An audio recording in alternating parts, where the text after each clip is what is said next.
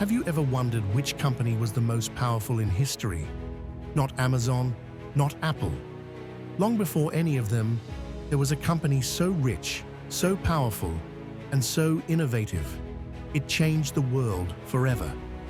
This is the story of the Dutch East India Company, or as the Dutch called it, the VOC.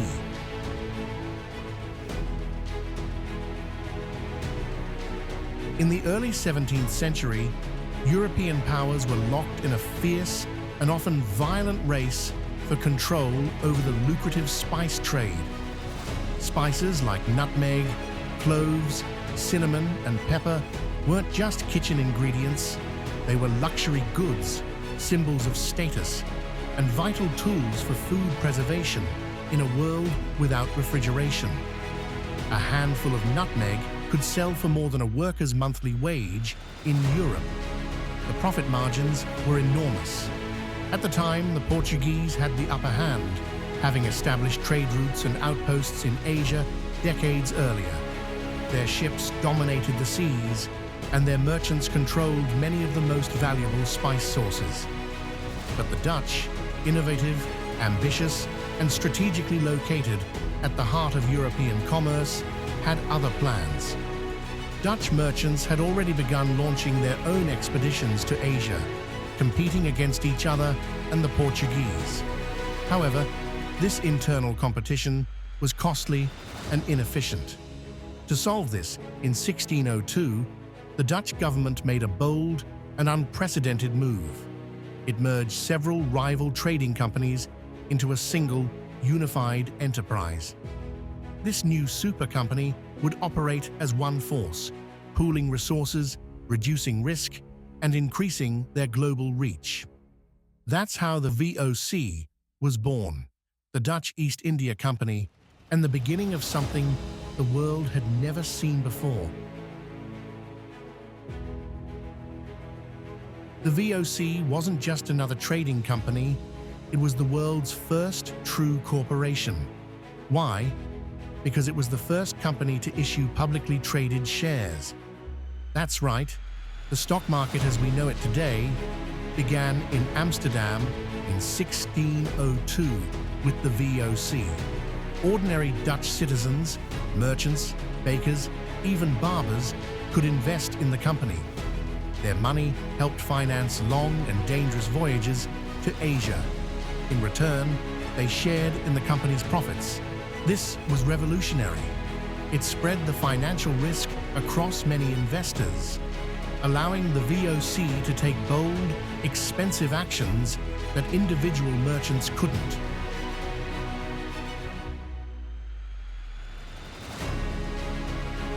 But the VOC wasn't just a company. It had government-like powers. The Dutch government gave the VOC a charter that allowed it to build its own armies, wage war, sign treaties, establish colonies, even execute people. Imagine if Google or Apple had their own military and the power to declare war. That's how powerful the VOC was. It established forts and trading posts all across Asia, in Indonesia, India, Sri Lanka, South Africa, and Japan. At its height, it had around 50,000 employees, including 10,000 soldiers and 200 ships.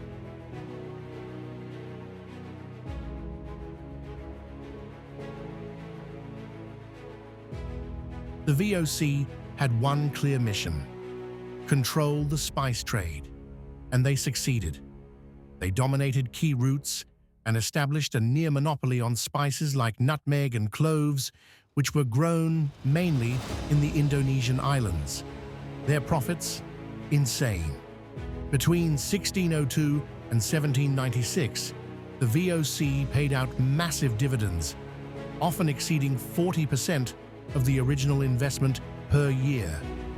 Adjusting for inflation, the VOC would be worth more than $8 trillion today. That makes it the most valuable company in history.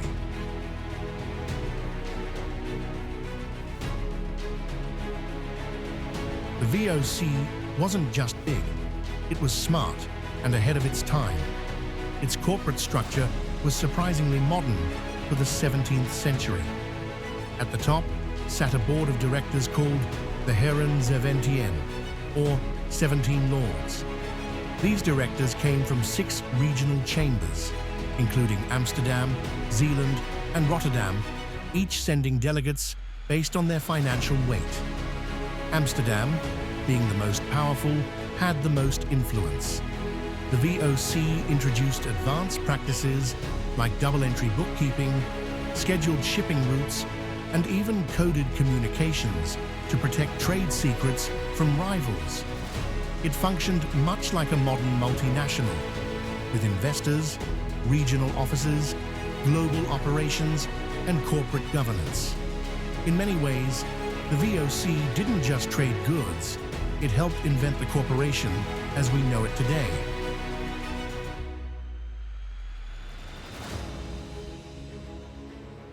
So what happened? Why did the VOC disappear? Like many giants, it collapsed under its own weight. Corruption spread. Executives used company funds for personal gain. Costs soared as they maintained expensive wars and fortresses overseas, and competition increased. The British East India Company was rising fast. Eventually, the VOC became a bloated, debt-ridden bureaucracy. By 1799, after nearly 200 years, the Dutch government dissolved the VOC. Its debts were absorbed by the state, and its possessions became part of the Dutch East Indies, now Indonesia.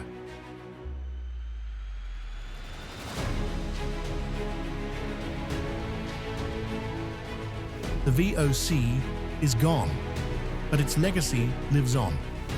It was the blueprint for the modern multinational corporation. It created the first stock market. It globalized trade centuries before the word globalization existed.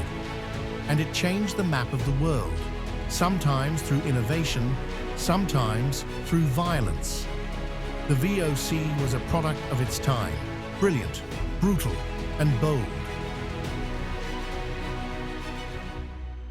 From revolutionary finance to colonial power, the Dutch East India Company was more than a business.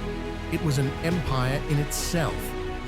So next time you check your stocks or order something from overseas, remember, it all started with a group of Dutch merchants, a few old ships, and a dream to rule the seas. Like and subscribe for more stories about the VOC.